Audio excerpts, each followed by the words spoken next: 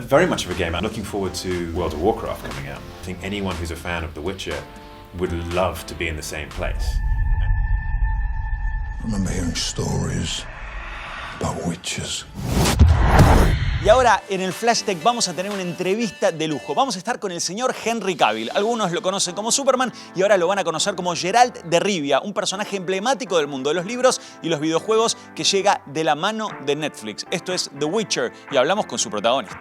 Hi Henry, it's very nice being here with you. It's great being here with you too. Thank I you. want to ask you about your geeky and gamer side. Oh, okay. So because when we heard that your first approach to Geralt was through a video game, how much of a gamer are you? Very much of a gamer. I mean, it depends on who I'm talking to. If I'm talking to the average person, very much, massively a gamer. But if I'm talking to a pro gamer, no, he or she would think that I'm not as much of a gamer. I only have a certain amount of time where I get to play computer games. And when I do, I get very involved. I really get stuck into it, especially when it's a good game that comes along, like Witcher 3 or the Total War series. Love What are you those. playing right now? I'm traveling right now, so online games are pretty much out of the question. Total War, Warhammer 2, that's the one which I'm on now, because that's always a good jump-in game. I can always jump in, play for a bit, play for a few hours, pass the time, jump out again. And then I can come back and nothing's changed. Looking forward to World of Warcraft coming out. Yeah. That looks good. And how they're resetting everything down to 60, that's going to be cool, because it makes the game a lot more playable. I never got back into the retail version of the game. That's why I enjoyed jumping into Classic, because it was 0 to 60 and it felt obtainable, where the retail version, it was, I don't know what they got up to, 100 and something, but now they're resetting everything from 0 to 60, so I'm looking forward to that. It looks like you're a very objective-driven person, that you want something and you go for it. You're tackling into some of the most iconic characters. I mean, Superman, and then you have The Witcher, which are very embedded into pop culture.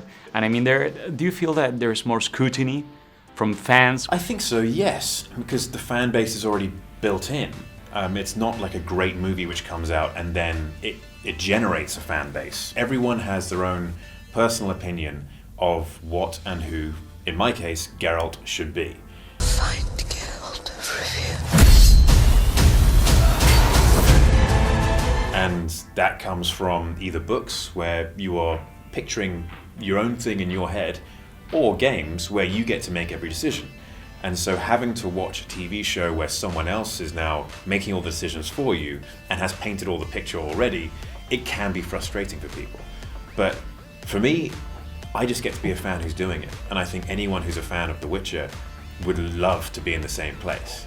And so that for me is the excitement. I don't feel any of that pressure. I want to get it right because I want to get it right, but I'm more actually excited just to be here and be playing Geralt de Rivia. For me, that's a really a dream come true.